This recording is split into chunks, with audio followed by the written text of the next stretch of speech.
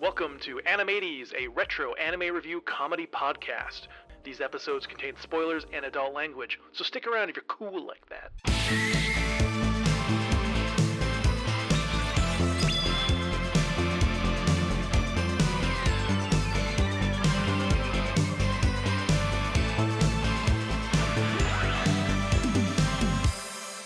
Hey, hello, welcome back to your favorite weekly retro anime review podcast. I am your one host, Lindsey, and here with the person behind all the magic, it's Mackenzie. Hello, Mackenzie. I was trying to put on a wizard voice, but all I could think of was Dracula. It's almost Halloween, but not quite. Oh, hello there, my name is Mackenzie. Oh, no. I'm the one behind the magic. Yeah, that's I'm just assuming starting you to mean become the Dracula. editing. Yeah, I mean all like the technical wizardry that you do. Yeah, what's up? It's me. It's Mackenzie. What's up? It's me. It's Mackenzie. I'm here this week. What do you want? I'm a New York wizard. I specialize in summoning rats. Oh, man. Do you have any idea what we might be watching this week then? Does it relate to New York City? No. Then no. You just gave me the most vaguest, like... I know. Well, no, fuckers, I have no fucking clue what we're watching. I do a shitty New York accent, and you're like, do you know what we're watching? As if that's a fucking clue. I don't know shit. Well, no, I'm not going to get you to try and guess this week. Because No, fuck it. I'm guessing. All right? You're going to look like a damn fool, but go for it. This series follows a penguin, okay? Okay. This penguin gets knocked out by another angry penguin and gets stuck on an iceberg. And this iceberg gets struck by lightning and the penguin becomes fully sentient. And it's set in like the 1700s and he gets picked up by a British ship. And it's the story of how this penguin commandeers this ship from these like British military officers and then uses it to become a penguin pirate. And it's called Peng Peng the Pirate. What? That's not real. No, of course it's not. Okay, good. I mean, it might be. I don't know. Japan's a weird place. It is true. No. It's going to be next week's episode. No, you're about to look like a damn fool because I put in here, I'm not going to make you try and guess this week because you're the one who introduced me to this series. Oh, no, but now that means I need to guess. Yeah, so I got the inspo from a really great YouTube video you made about upcoming anime remakes that are happening. And I knew 2 of the 3 already because, of course, Ranma was our first episode. And Roses of Versailles, I was going to bring to the show for their Pride Month, but I figured it was too close to Utena, so I didn't want to do it that close to reviewing that. So... this week we're going to be transforming into magical knights and traveling to the world of Sephiroth to save the land from the evil Zagato and save Princess Emerald. Yes, we are watching 1994's fantasy isekai Magic Knight Rayearth by one of the goats of anime and manga, Clamp. I am both excited and now a little stressed because that was my next episode. Was it actually? Yes. Because I wanted to get on it before we got any more info about the remake. Beat you to it. Fuck. I love this show. It's so good. I'm not going to give my review entirely before we get to our second part of the podcast. No, we have to go watch 4 episodes, then we can talk more about it. But yeah, no, I love this show. Last year I watched all of it while building Gundams. Did you? That's adorable. I just watched 4 episodes because they were on Tubi. Yeah. I'm trying my best to think of what to say without just like instantly reviewing the show right now before going and rewatching it. I mean, fans of the podcast are going to be shocked that I once again did not use my Pinterest board to decide what to bring you this week. Hey, Tubi, we've been using you a lot. Wink, wink. Yeah, wink, wink to you, Tubi.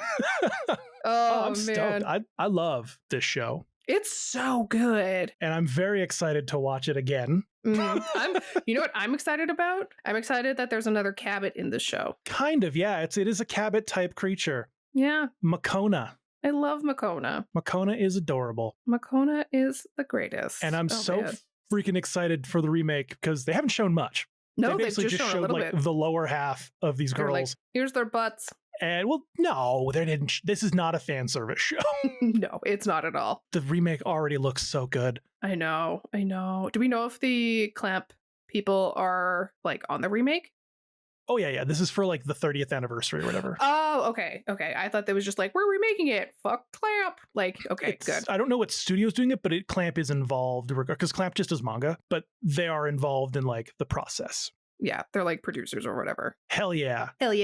I'm so excited for this. We're just going to have to go watch it now because I have many things to say about this. And if we stick around, there's going to be no point of going to intermission. Off to Saphiro.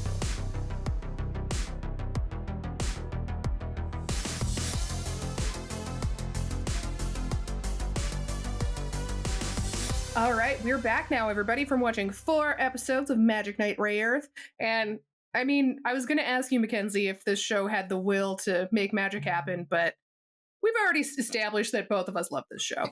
Hell yeah. I cannot express the love I have for this series. It's one of those shows that even though it has some obvious flaws and some inconsistencies and some, at times, questionable voice acting, I still love it, regardless. Oh yeah. It's like perfection magic girl content. It's so fabulous, and it's this cool world that you get to explore and all these fun little critters you meet along the way. I love it. It's simple, but it doesn't need to give us more than what it does. No, it gives us just enough. Yeah, 3 girls on a quest to strengthen their bond so they can rescue the world of Saphiro. This is one of those anime that if I had kids or anyone I know that has kids, I'm like, make your kids watch it. Mm-hmm. Because I'll probably make my nephews watch it. The message of like friendship and the power being within you is so fucking cheesy, but it works so well for the show. It was made for junior high school kids, and it hits all the notes that are needed for that demographic. I agree definitely. It's so delightful and it's so well done.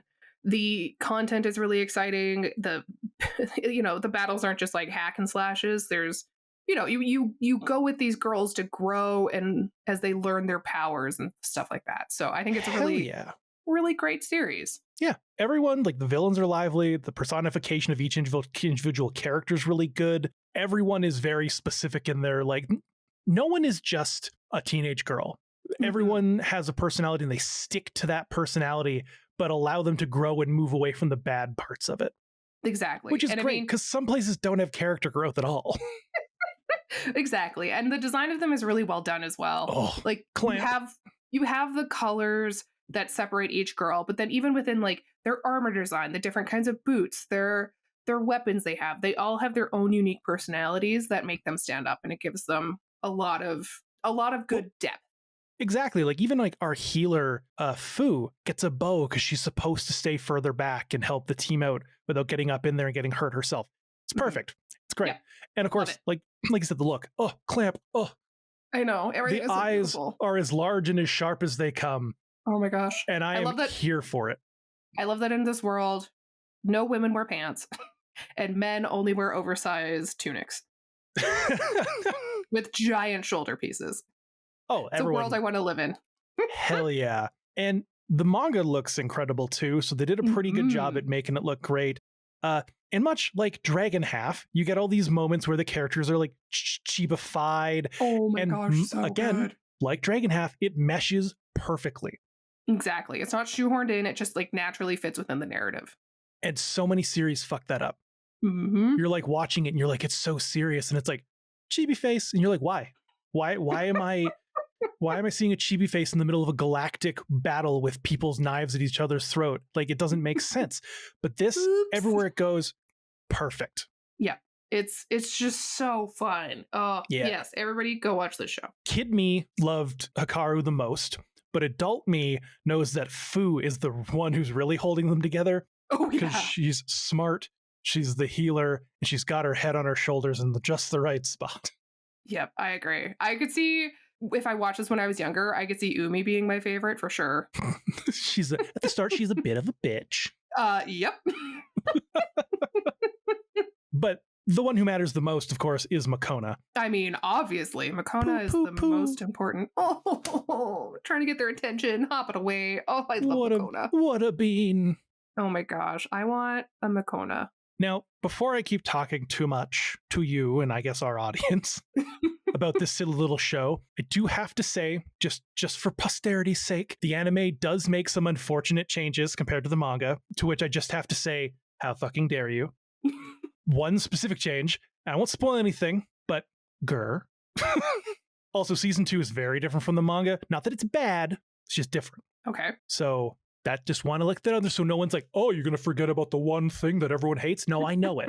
The soundtrack on this is okay. Yeah. Pretty generic, but the theme song hitting you with them soft vocals, and then they rip into this like sick guitar solo and ballads, and I'm just like, hell yeah, brother. Listen to that every time. It was definitely very 90s. Oh yeah, but I loved it.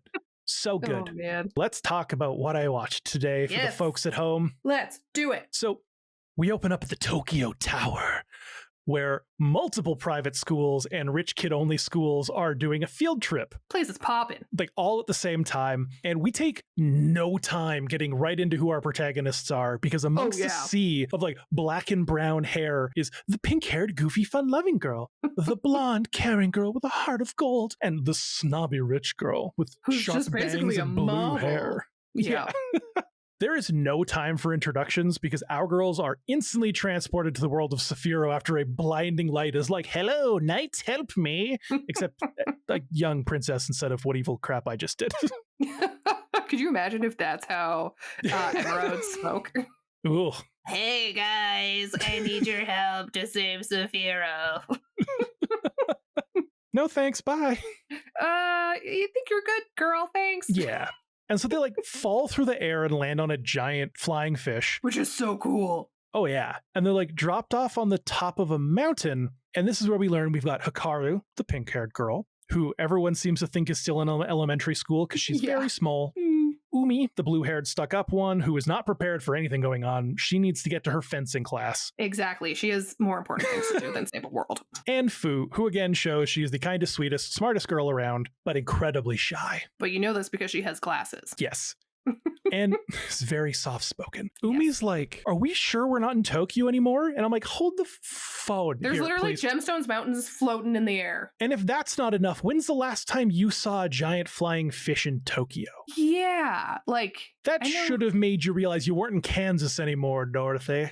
Yeah, pretty much. Holy moly. She's pretty, she's not smart, I guess. No, but we meet the Master Mage Clef, who's, as you said, 10. Yeah, little young with a giant tunic and shoulder pauldrons. I thought he just like borrowed his dad's tunic.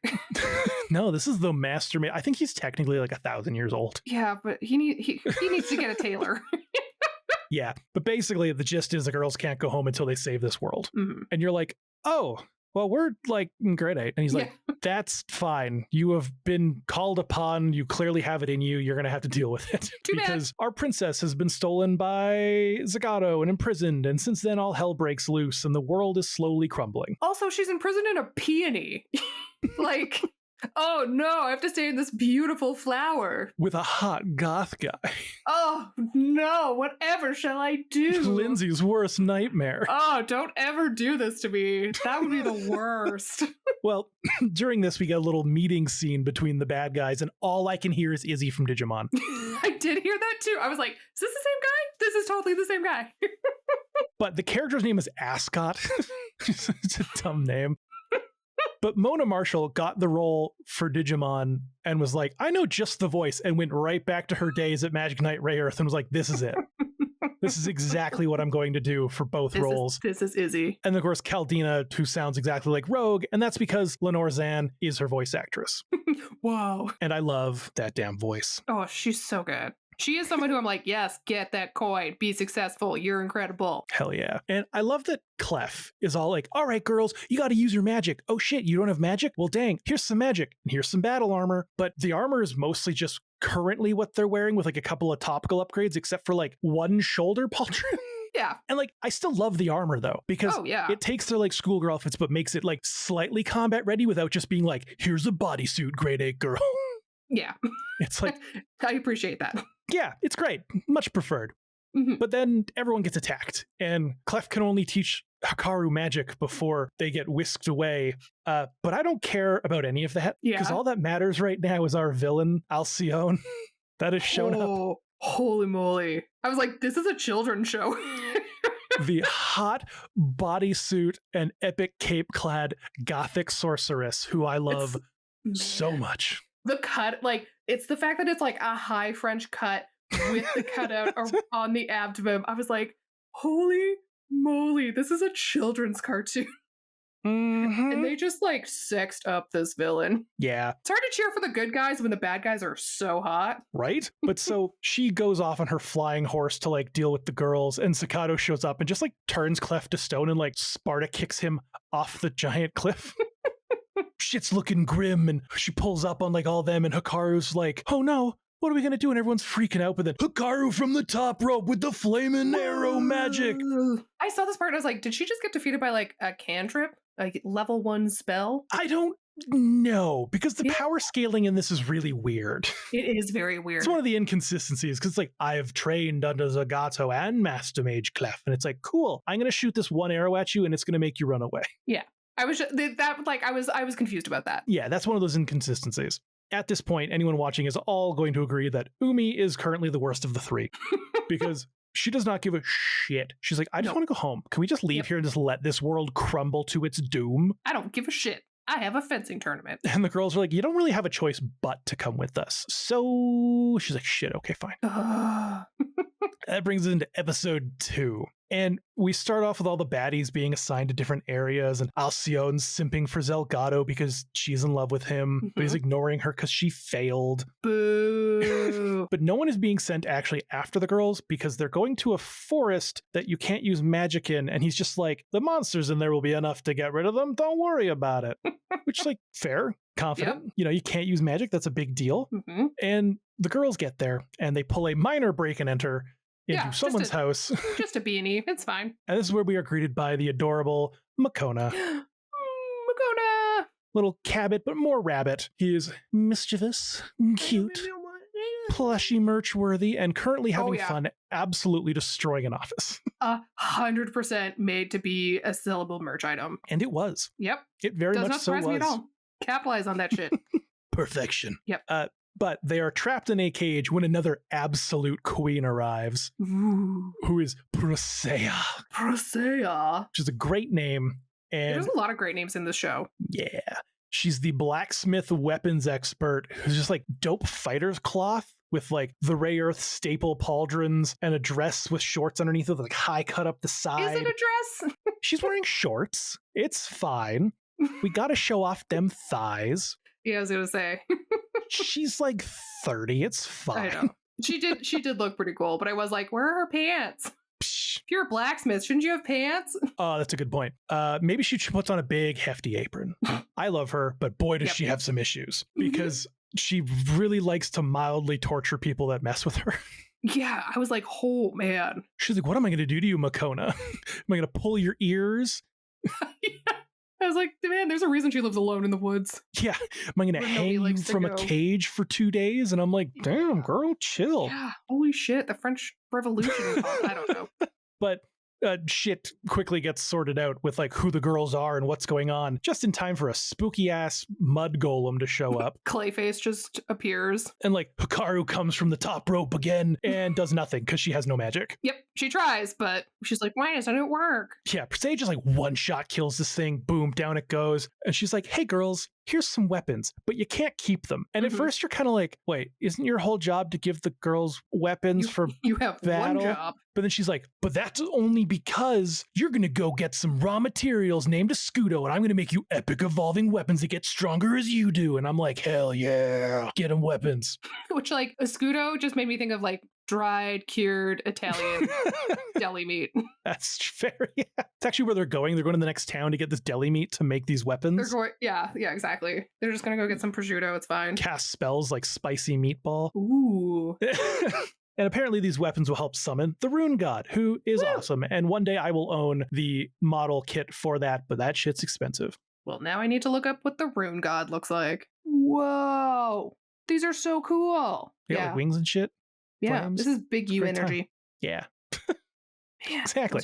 Those are sick. Yeah. And so the girls choose these weapons and they get like a sword, a rapier, and a bow.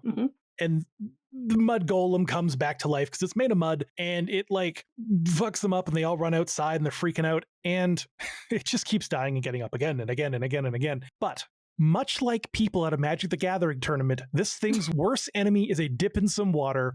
It's a shower. Because After falling in a lake, it dies instantly. Oh no, I'm melting. And as a Magic the Gathering player who loves to shower, I know what I'm talking about. That place always fucking stinks. That's why I don't go. The bathroom at my local game store has mini deodorants you can take for free. Oh, wow. It's always full. Hint, hint. Mm-hmm.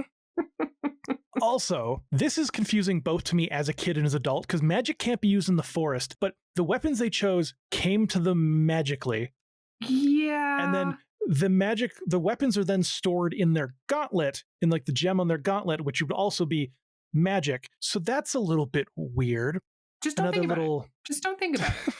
That being said, I do love weapons that store themselves. I do that in D&D as often as I can with characters. Oh, man. It's great. Yeah. I'm like, I don't want to carry all this shit.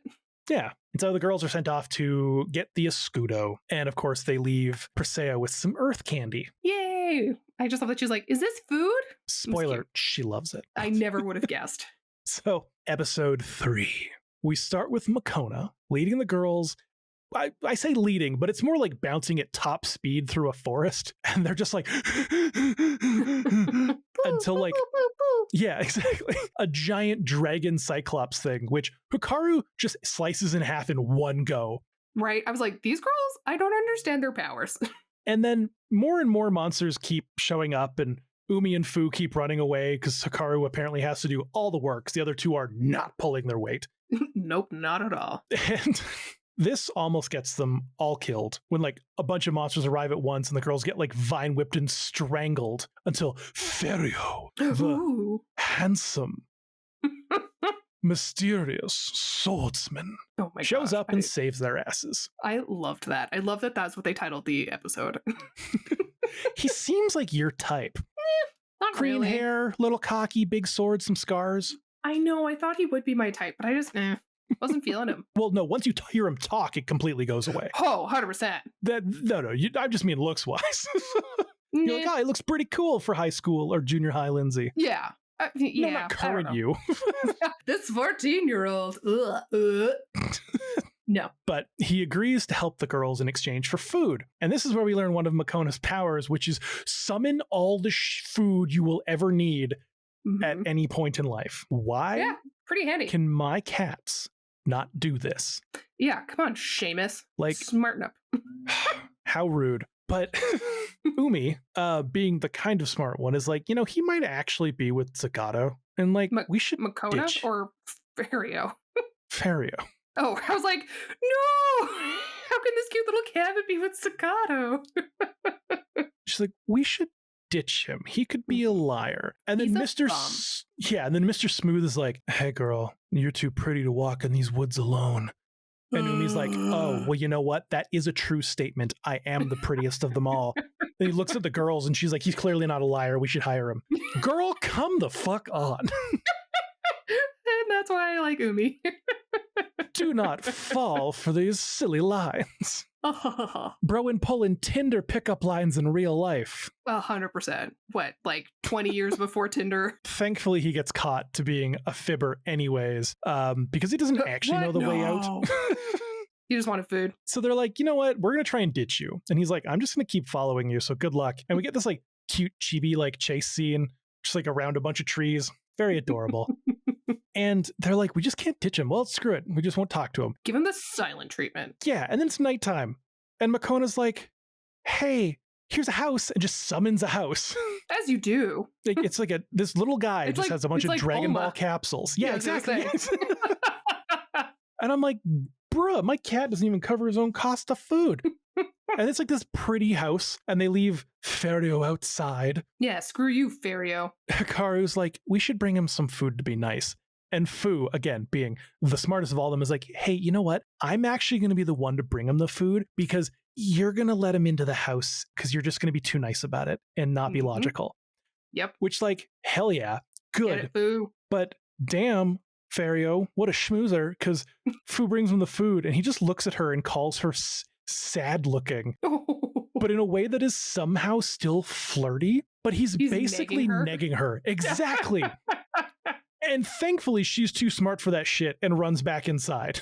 Oh man, get it, girl. Don't let people put you down as a way to get with you. Exactly. You stand Fuck tall. that shit. Hell yeah. Stupid. But okay, so it's the next day, and the girls are running through the woods, slaying beasties en masse, and Heck yeah. Kicking Makoto ass. just keeps leading them to monsters. Umi picks him up and is like shaking him like, do not do that again. And he's like, poo, poo, poo, poo, poo. And then runs off to a clearing, and they enter the clearing, and it's like 2,000 monsters. Yeah. You're like, oops. And she's like, really, you little rat? We got to get rid of him. Do we actually have to go through here? And he basically in poo, poo, poo, poo, poo was like, yeah, no, you do. Sorry, rip, lull. But again, fun. poo, poo, poo, poo, poo, poo. The general gist of this whole scene is there's a giant glowing rock, and it attracts evil, and it turns it into like bad monsters. And bad juju. I like the design of these monsters. Oh yeah, they're really fun. They're cool. My only issue is that they reuse the monster designs a bit too often. So you've got like 15 variants, but then there's like 4,000 bloody monsters, and you're like, I can see the same vine monster 200 times in this crowd. Copy and pasting the mob. But at least they're cool looking. Fine. And I love this next part, because they're like, why would you want to help us, Ferio? Like, what's your deal? And Ferio's like, oh, I owe the princess my life. I was caught stealing in the palace, and she told the guards that she had gifted me the item. And they're like, oh my God, what a sad story. No wonder you're trying to help her. And he's like, haha, JK, how'd you going? This little what shit.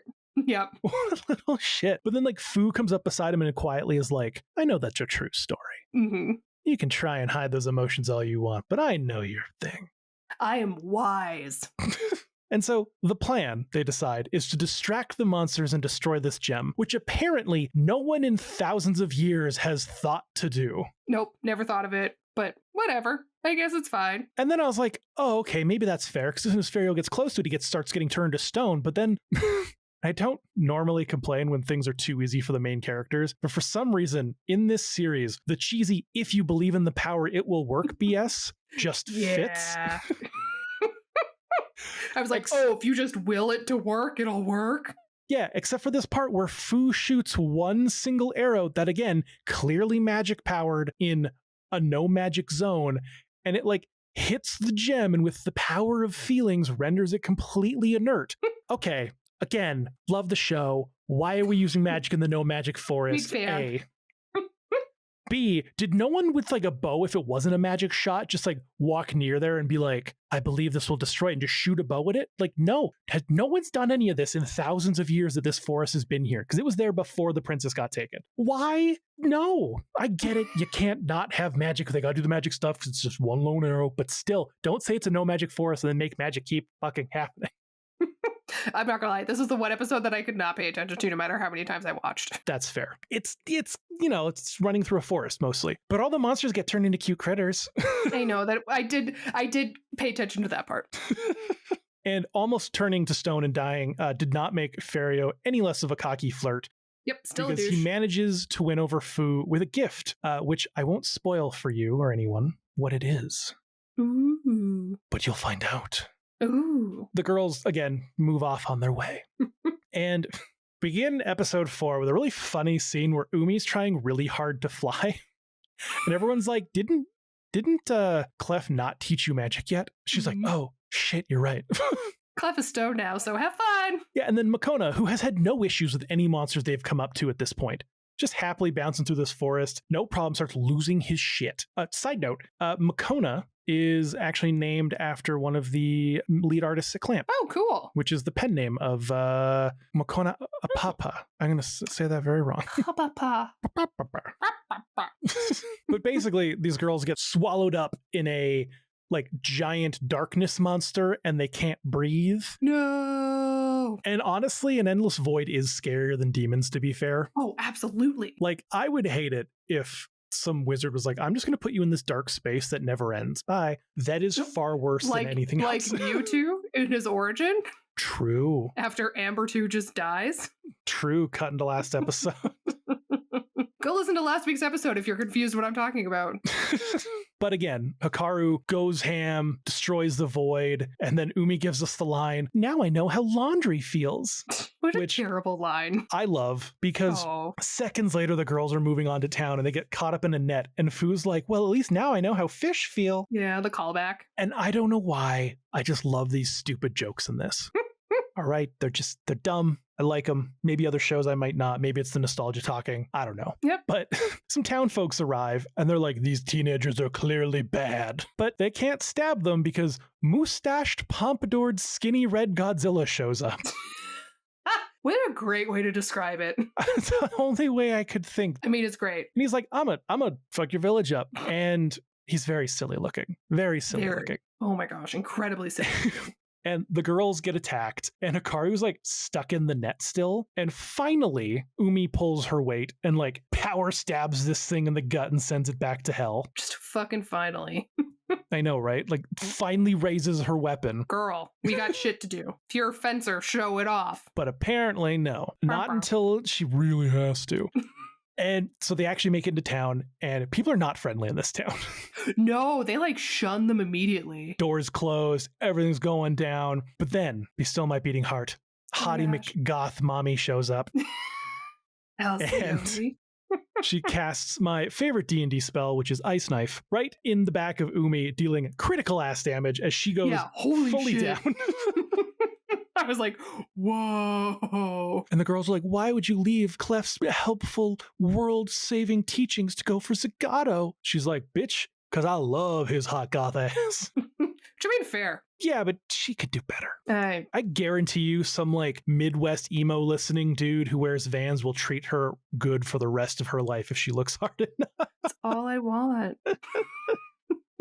But thankfully, the magic system in this works like Dragon Ball Z, where seeing your friend go down makes you power up a whole bunch. And Hikaru's like starting to fight off like our Hot Topic mommy pretty well. Hot Topic Mommy. Hell I'm gonna yeah. make you a shirt. This is Hot Topic Mommies only. And that just has pictures of Alcyone and all the other hot goth moms we've seen in our adventures. Hell yes. But the ass kicking on our girl's side does not last long, because Alcyone is just like, I'm just gonna start killing you now. You know what? I'm just gonna get straight to it. I'm not a fan of like playing with my food.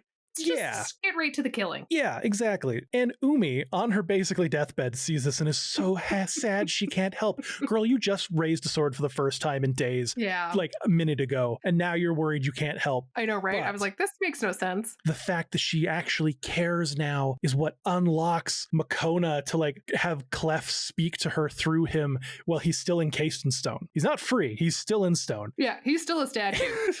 And she's like, I want to save Hikaru. That's the only reason I want magic. And in a moment of true friendship, the power awakens. Whoa. Not just any power.